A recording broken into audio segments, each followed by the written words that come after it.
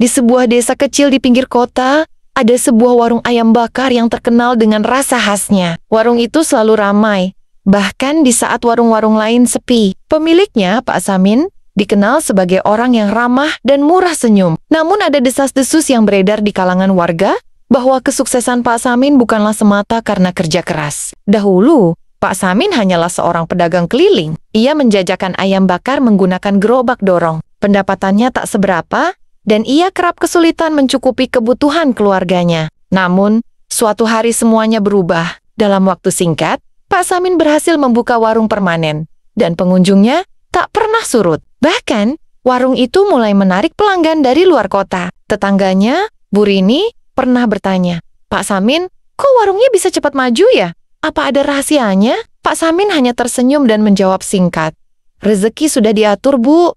Yang penting kerja keras dan doa." Namun, kesuksesan itu mengundang rasa iri sekaligus curiga. Beberapa warga mulai memperhatikan keanehan yang terjadi di sekitar warung. Setiap malam, terdengar suara langkah kaki berat dari arah dapur warung. Bahkan, beberapa kali ada yang melihat bayangan besar melintas cepat di sekitar warung.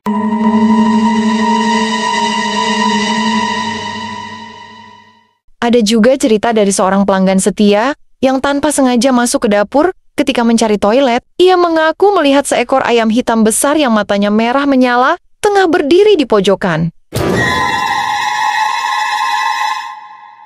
"Bukan ayam biasa," katanya gemetar. Matanya seperti mata manusia. Rasa penasaran seorang warga bernama Dharma membawa dirinya mendekati Pak Samin secara pribadi. Ia pura-pura mengagumi kesuksesan Pak Samin dan meminta saran. Di bawah pengaruh minuman keras, Pak Samin tanpa sadar mengungkap rahasia kelamnya. "Ini bukan ayam biasa, Mas Dharma," katanya dengan suara berbisik. "Saya punya perjanjian dengan penghuni lain. Setiap malam Jumat Kliwon, saya harus memberikan sesajen di bawah pohon besar di belakang warung. Sebagai gantinya, warung saya selalu ramai, dan rasa ayam bakar saya tak tertandingi."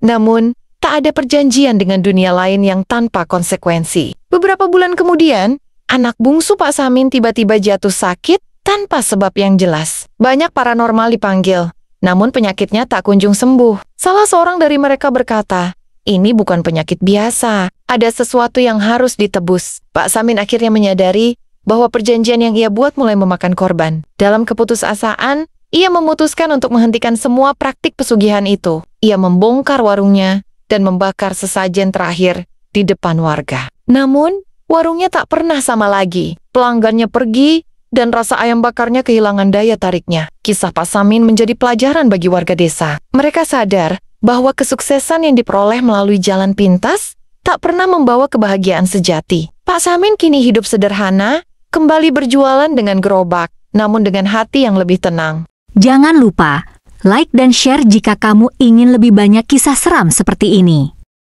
Berani temukan misteri selanjutnya? Tetaplah bersama kami.